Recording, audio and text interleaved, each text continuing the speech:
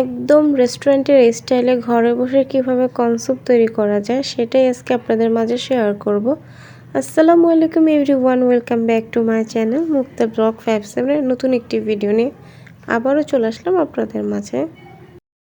তো corn soup তৈরি করার জন্য 2টা ডিম নিয়েছি, এখানে বিট করে নিচ্ছি। আজকে হচ্ছে কর্ন স্যুপ তৈরি করব কর্নফ্লাওয়ার দিয়ে। তার জন্য হচ্ছে পরিমাণ মতন কর্নফ্লাওয়ার নিয়ে নিয়েছি। এখন হচ্ছে নর্মাল পানি দিয়ে এখন হচ্ছে কর্নফ্লাওয়ারগুলো আগের থেকে হচ্ছে গুলিয়ে নেব। তো সুন্দর করে হচ্ছে আমি গুলিয়ে নিয়েছি। আর হচ্ছে কর্ন স্যুপের জন্য এখানে হচ্ছে ভিনেগার, কাঁচামরিচ আর হচ্ছে চিনি দিয়ে একটু ভিজিয়ে নিয়েছি আগে থেকে। চুলার মধ্যে আরেকটি পাত্র বসিয়ে দিলাম, পর্যাপ্ত পরিমাণ পানি দিয়ে এখন মাংসগুলো সিদ্ধ করা হবে। আর হচ্ছে এখানে 1 চামচ আদা রসুন বাটা আর 1 চামচ রসুন বাটা দিয়ে দিলাম, আর টমেটো হচ্ছে সস দিয়ে দিলাম পরিমাণ মতো।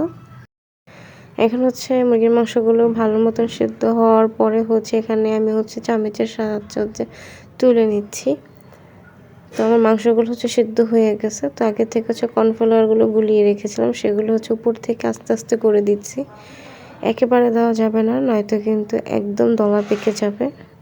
তো আস্তে আস্তে করে দিচ্ছি। তো সবগুলো হচ্ছে কর্নফ্লাওয়ার দিচ্ছি, ঘন হওয়া পর্যন্ত অপেক্ষা করতে হবে।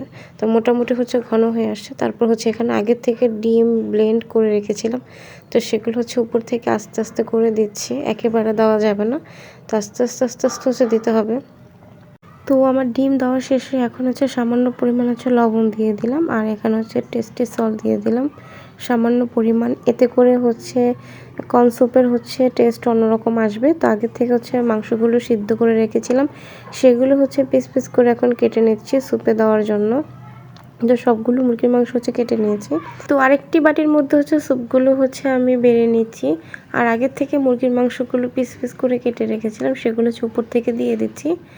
আর ভিনেগারের মধ্যে হচ্ছে কাঁচামরিচগুলো ভিজিয়ে রেখেছিলাম, সেগুলো হচ্ছে সামান্য পরিমাণ হচ্ছে দিয়ে দিলাম। আর স্পেশাল হচ্ছে একটা মশলা দিয়ে দিলাম, এতে করে হচ্ছে ফ্লেভার অন্যরকম আসে, মজাও হয়। এই স্পেশাল মশলাটা হচ্ছে আমি দোকান থেকে কিনে নিয়ে আসছি, যে কোনো দোকানেই পাওয়া যায়, আপনার স্যুপের সাথে খাওয়া যায়।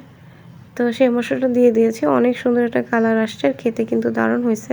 আশা করি এই ভিডিওটি আপনাদের ভালো লেগেছে। ভালো যদি লেগে থাকে প্লিজ এটা সাবস্ক্রাইব করবেন, লাইক কমেন্ট শেয়ার করবেন। ধন্যবাদ, ভালো থাকবেন, আসসালামু আলাইকুম।